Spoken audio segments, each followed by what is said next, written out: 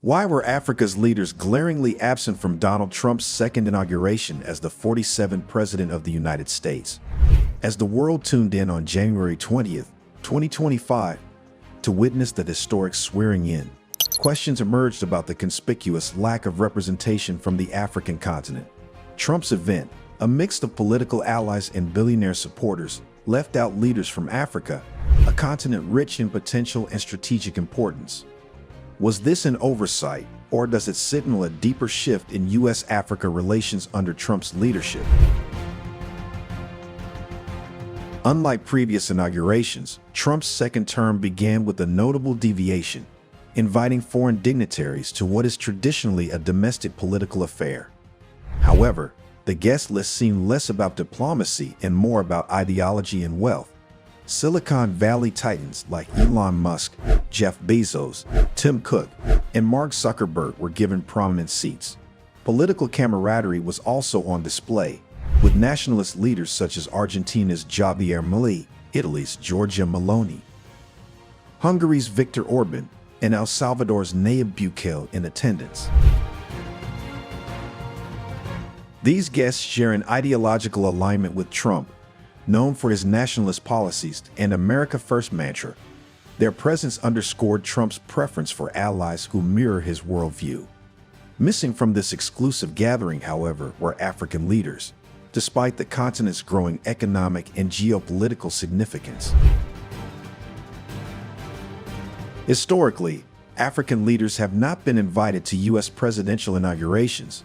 Vincent Magwenya, spokesperson for South African President Cyril Ramaphosa, confirmed this. "I don't recall any instance of South Africa being invited to a U.S. inauguration. Nevertheless, the absence of African leaders this time feels more pronounced, especially given Trump's history with the continent." During his first term, Trump made headlines for controversial remarks about African nations, prompting formal protests from countries like South Africa, Ghana, Nigeria, and Botswana. His administration showed little interest in Africa, with U.S. foreign direct investment in the continent dropping from $56.6 billion to $46.9 billion. Meanwhile, China cemented its position as Africa's leading economic partner, investing billions in infrastructure, energy, and communications projects across the continent. The question remains, was Africa's exclusion from the inauguration a continuation of Trump's disinterest in the continent, or a calculated message about his administration's priorities? One of the most surprising absences was Kenyan President William Ruto. Under Joe Biden, Ruto was a shining example of U.S.-Africa relations, enjoying a state visit and being praised for his leadership in the proposed UN-backed security mission in Haiti. Yet, Ruto's name was missing from Trump's guest list. Speculation abounds. Some attribute Ruto's exclusion to his close ties with Biden, who Trump is unlikely to view favorably. Others point to allegations of corruption and human rights abuses under Ruto's administration, which may have tarnished his international reputation. Despite Ruto's efforts to strengthen Kenya's economy and global standing, these issues have created a cloud over his leadership. Moreover, Trump's America First ideology leaves little room for leaders perceived as transactional or overly reliant on U.S. goodwill. Ruto's previous bromance with Biden likely did him no favors in Trump's zero-sum world, where alliances are judged through a lens of loyalty to Trump's vision. Trump's first term as president was marked by a disengagement from Africa. Unlike Biden, who expanded initiatives like the African Growth and Opportunity Act, Trump favored bilateral trade deals that often disadvantaged smaller African economies. His administration's approach created a vacuum that other powers were quick to fill. China, in particular, has become a dominant force in Africa. Beijing's investments, totaling billions of dollars annually, have funded critical infrastructure, energy projects, and manufacturing initiatives. South Africa alone has received an estimated $25 billion in Chinese investments. Russia and Turkey have also strengthened their ties with Africa, providing military support and economic partnerships. This shift reflects Africa's growing agency on the global stage. Leaders like Burkina Faso's Ibrahim Traoré and Rwanda's Paul Kagame have championed Pan-Africanism, calling for reduced dependence on Western powers and greater self-reliance. Their rhetoric aligns with a broader movement among African nations to assert their sovereignty and reject external interference.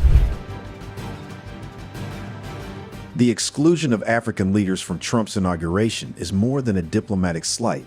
It's a symbol of the changing dynamics in U.S.-Africa relations. Trump's policies, rooted in America First, often overlook the strategic importance of Africa, a continent with vast natural resources, a booming population, and increasing global influence. In contrast, African leaders have grown more vocal about their dissatisfaction with Western double standards. Kagame, for instance, has publicly challenged Western leaders on their human rights records, highlighting hypocrisy in their policies toward Africa. Burkina Faso's Traoré has criticized Western interference, calling for an end to neo-colonial practices. This growing assertiveness among African nations is reshaping the continent's relationships with global powers. As Africa pivots toward partnerships that prioritize mutual respect and development, the U.S. risks being sidelined in one of the world's fastest-growing regions. The absence of African leaders at Trump's inauguration is a missed opportunity to reset U.S.-Africa relations. With a population projected to reach 2.5 billion by 2050 and a rapidly growing middle class, Africa represents a vital market and geopolitical ally. Ignoring the continent could have long-term consequences for U.S. influence and economic interests. For Africa, the snub is a reminder of the need for self-reliance. The continent is already diversifying its alliances, forging stronger ties with China, Russia, and emerging powers like Turkey. These partnerships offer alternatives to Western dependency and align with Africa's vision of self-determined development.